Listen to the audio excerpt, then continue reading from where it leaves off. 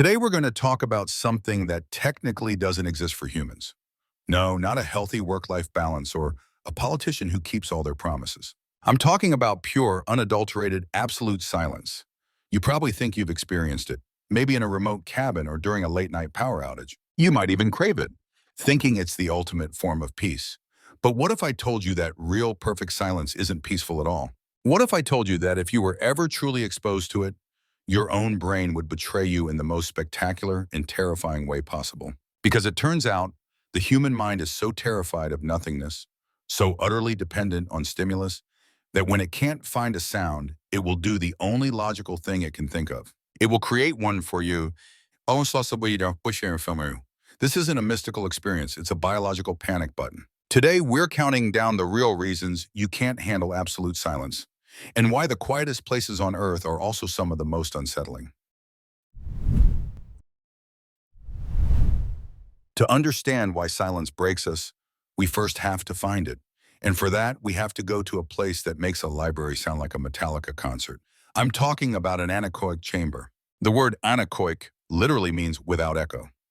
These are rooms so acoustically dead that they are the closest thing to the infinite void of space you can experience without, the fatal explosive decompression. The current Guinness World Record holder for the quietest place is an anechoic chamber at Orfield Laboratories in Minnesota. How quiet is it?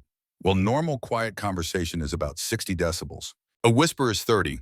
The threshold of human hearing is 0 decibels. This room has been measured at negative 24.9 decibels. That is so quiet that the sound measurement is based on the random movement of air molecules themselves, because there is literally nothing else to hear. The room achieves this terrifying silence by being a room within a room within a room, resting on isolating springs, all housed inside a building. The walls, ceiling, and floor are covered in 3-foot-thick wedges of fiberglass and steel that don't reflect sound.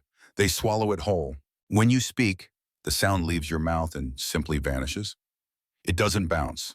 There's no reverb, no echo, nothing to give you a sense of the space you're in. People who go inside say it's one of the most disorienting experiences imaginable. But here's the kicker. The record for how long anyone has been able to stay inside in the dark is reportedly around an hour. Why? It's not because the room is haunted or emits some kind of weird radiation. The room itself is perfectly safe. The problem isn't the room. The problem is the faulty piece of equipment you have to bring inside with you, your brain. So you're standing in this perfectly silent, pitch-black room. What's the first thing you notice? The profound cosmic peace of the universe. The sound of one hand clapping? Nope. The first thing you hear is the wet, sloshing, thumping, gurgling sound of your own body. In your day-to-day life, your brain is a master audio engineer. It's constantly performing a neat little trick called auditory masking. The cacophony of the outside world, the hum of your refrigerator, the traffic outside, the sound of your neighbor's terrible music, creates a constant baseline of noise. This baseline effectively masks the subtle and frankly kind of gross sounds of your own biology. Your brain just filters it all out as unimportant background static. But inside an anechoic chamber, that external mask is ripped away. Suddenly, there's nothing for your brain to focus on, but the internal noise. The gentle whoosh of air entering and leaving your lungs becomes a bellow. The steady, reassuring beat of your heart becomes a percussive, unnerving drum pounding in your ears. You can hear your own joints creaking. You can hear your stomach digesting your lunch. Some people report being able to hear the high-pitched hiss of their own nervous system firing, or even the sound of blood flowing through the stapedial artery in their middle ear. You become the sound. Your entire existence is reduced to the mechanical reality that you are a complex, fluid-filled machine. Stephen Orfield, the founder of the lab, said it best. In the anechoic chamber, you become the sound. Suddenly, you're trapped in a haunted house made of meat, and you're the ghost. This is the first stage of silence breaking you, forcing you to confront the unfiltered, biological truth of your own body. And trust me, it only gets weirder from here. So you're stuck in the dark, listening to the unsettling symphony of your own guts. That's weird enough, but it's still real. The true madness begins when your brain decides reality is boring and it's time to get creative. This is where we introduce a concept that sounds like it's from a sci-fi novel, but is a fundamental part of your neurology, the predictive brain. Your brain isn't a passive sponge just soaking up information. It's an obsessive-compulsive fortune teller. It spends every millisecond of its existence building a model of the world and making predictions about what should happen next. When you walk into a room, it predicts there will be a floor. When you see a ball flying at your face, it predicts the impending thwack. And when you have ears, it predicts there will be sound. But in an anechoic chamber, the auditory cortex, the part of your brain that processes sound, is getting nothing. Absolutely zero data. This is a problem. It's like an employee showing up for work and finding the entire office empty and the phones disconnected. After a few minutes of confused silence, that employee is going to get bored and start making their own fun. This is exactly what your brain does. The auditory neurons, starved for input, start firing randomly. Your brain, desperate for a pattern, interprets this random neural static as sound. This is the origin of many forms of tinnitus. But in the chamber, it's an event. People start hearing things. It usually starts small, a faint, high-pitched ringing, a low hum, a buzz, or a hiss. It's not real. It's the sound of your own brain turning its internal gain knob up to 11, trying so hard to hear something that it starts picking up on its own background noise. Your brain hates being unemployed. If you stop giving it sounds to process, it'll go rogue and start producing its own, like a bored intern who discovers the office sound effects library. At first, it's just buzzing and humming, but soon the intern gets more ambitious. In 1895, a man named Joshua Slocum set off from Boston to do something no human had ever done before: sail around the world completely alone. During a treacherous leg of his journey near the Azores, he got seriously ill after eating some cheese and plums that had, well, let's just say they'd seen better days. Delirious with fever and struggling to navigate through a storm, he collapsed at the helm, certain his boat was about to be smashed to pieces by the waves. But when he came to, he was amazed to find his boat, the Spray, was perfectly on course, having navigated the worst of the gale.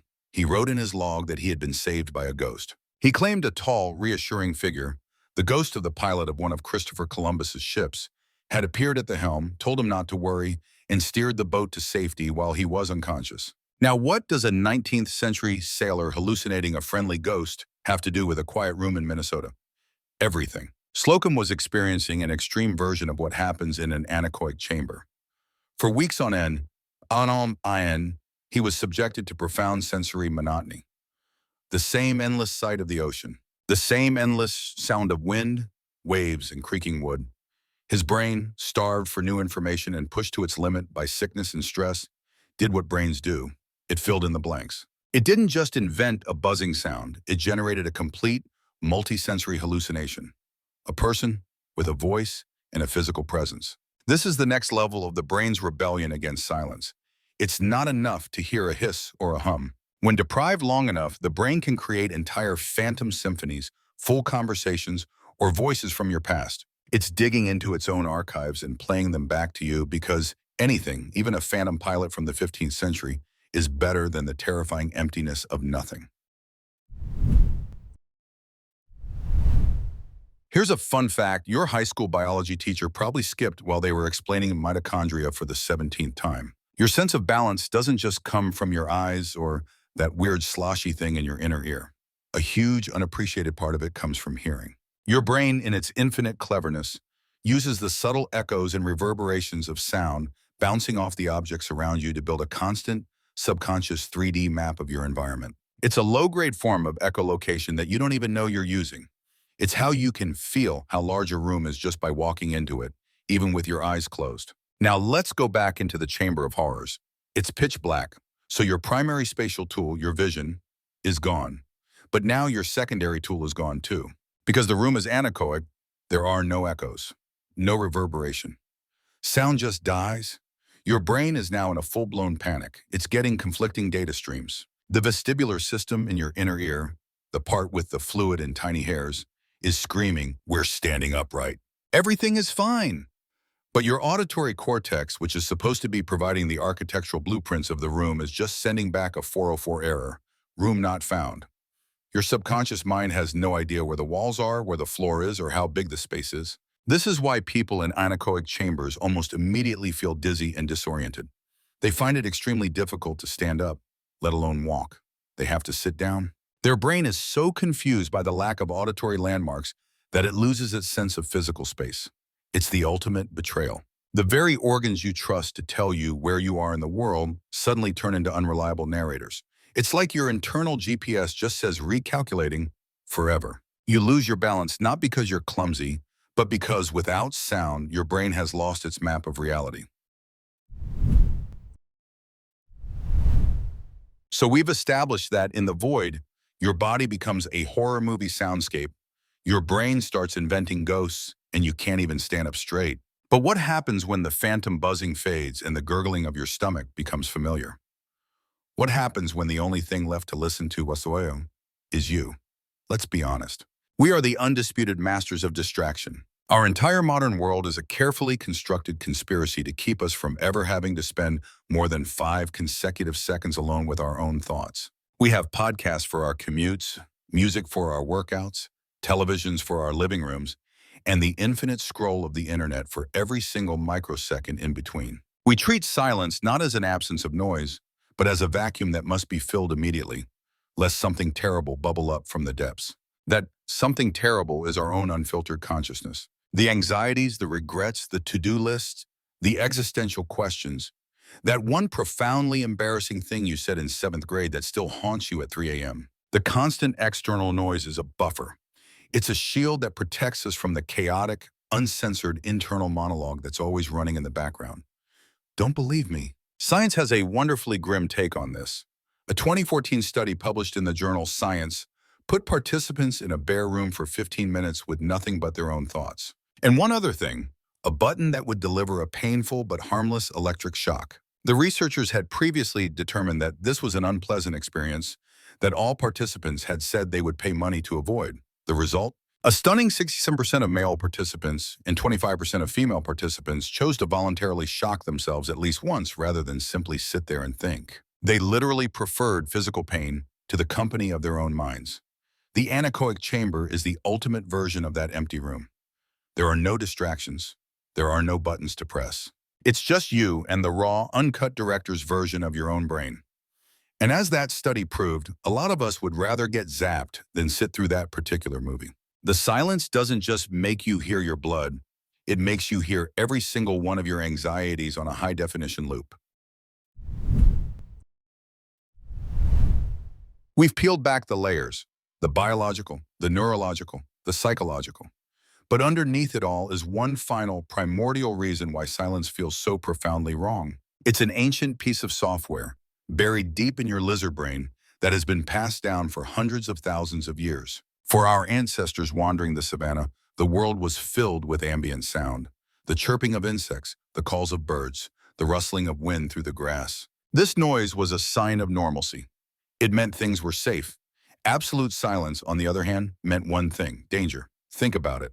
What happens in the forest right before a predator strikes? Everything goes quiet. The birds stop singing. The crickets go silent. Every smaller creature freezes, holding its breath. An abrupt, unnatural silence was the single greatest alarm bell in the natural world.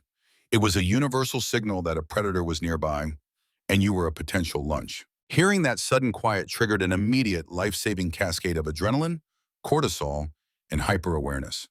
Relaxing in silence was a good way to get removed from the gene pool. Our modern skulls still house that same ancient wiring. We are evolutionarily hardwired to interpret a total lack of ambient sound as a threat. So when you step into an anechoic chamber, you're not just entering a quiet room, you're triggering a primal panic button you didn't even know you had. Your conscious 21st century brain knows it's just a weird room in Minnesota, but your ancient lizard brain is screaming that a saber-toothed tiger is right behind you. And that's the final nail in the coffin. It's why it all falls apart. Your body's internal noises become alien and loud. Your brain, getting no valid data, invents phantom sounds to fill the void. Your balance system, robbed of its auditory map, collapses. You're left alone with thoughts you'd rather electrocute yourself to avoid. And underpinning all of it is a single, non-negotiable command echoing up from the dawn of humanity. Silence equals death. The real reason you can't endure absolute silence isn't because you're weak or broken. It's because every single part of you, from your evolutionary history to your moment-to-moment neural predictions, is built on the fundamental truth that perfect silence is an error. It shouldn't exist. And when you're placed in that bit, your mind quite logically begins to crash. So there you have it. More proof that your brain is a deeply paranoid and wildly creative roommate you can never evict. If you want to find out what other shenanigans it's up to, make sure you're subscribed for the next video.